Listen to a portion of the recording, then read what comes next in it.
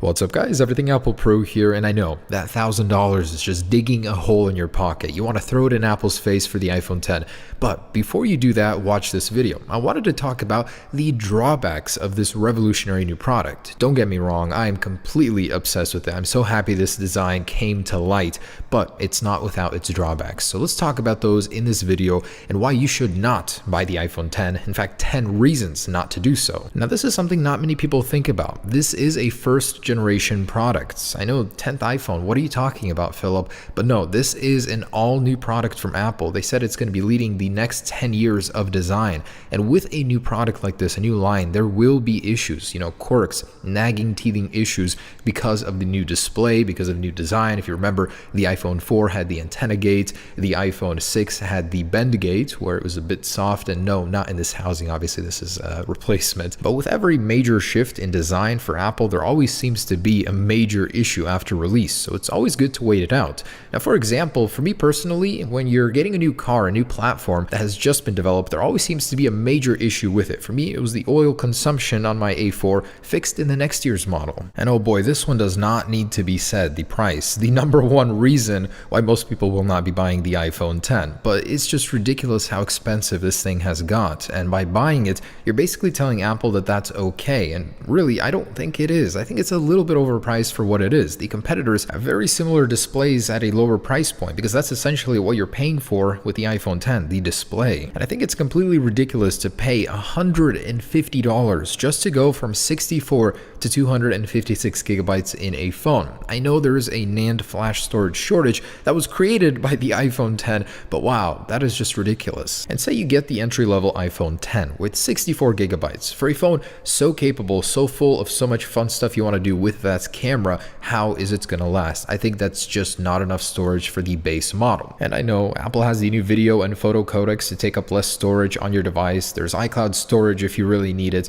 but still think about it. You download some games, some apps, record a little video, take some pictures. Before you know it, that 64 gigs is going to run out eventually. So I think it's not enough storage for an entry-level model. And one that will resonate with probably a lot of you, the cutout bar. I mean, the sensor bar on the iPhone X just takes away from the even design from that really beautiful display. There was a better solution. A Redditor posted this image, and honestly, I would not be opposed to that, or with software to hide the notch. It just seems that a lot of people are very unhappy with that design, and maybe just another reason on your list to not get it. And one that honestly worries me, going from a plus-sized phone to the iPhone X, you're actually getting cropped content. So a lot of your images, your video is going to be smaller because the display is slimmer. It's more in line with the iPhone 7 display. Yes, it's taller, but your content will still appear a little different.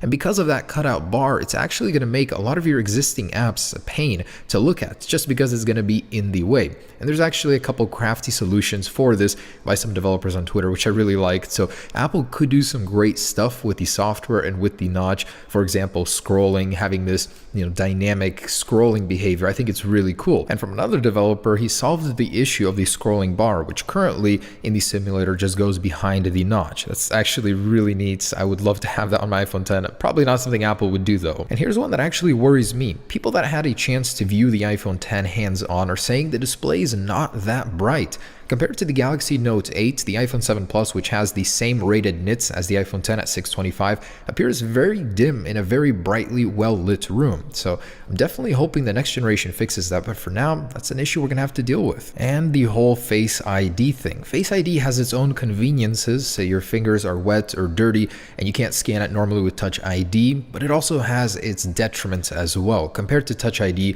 you're going to have to look at your phone every single time to unlock it, and it doesn't seem as fast as Touch ID to me. I'll definitely have to test that though. And I really hate the fact that Apple is forcing you to buy things to use your iPhone X naturally. First off, fast charging can't be activated without this expensive power brick, and you can't even plug in your brand new iPhone X into your MacBook without having to buy an adapter or new cable. And for those still on the fence, here's something to make you a little bit more optimistic about your current device. If you have an iPhone 7 or 6s, these are still benchmark chart toppers. They are incredibly fast. Yes, in comparison to the new one, it's a little bit slower seemingly on paper, but has your phone suddenly gotten slower just because the new one came out? I'd also like to point out that iOS 11 is right around the corner here. It makes your device feel different, feel new, something fresh. So if that's what you were looking for, with iOS 11 you'll actually get a new feeling on your existing phone. No need to spend $1,000 just to get that fresh new feeling again. And I'd like to summarize by saying yes, I personally will still be getting the iPhone 10, but I recognize the flaws. It is not a perfect device just because it's the most expensive and the flagship model right now.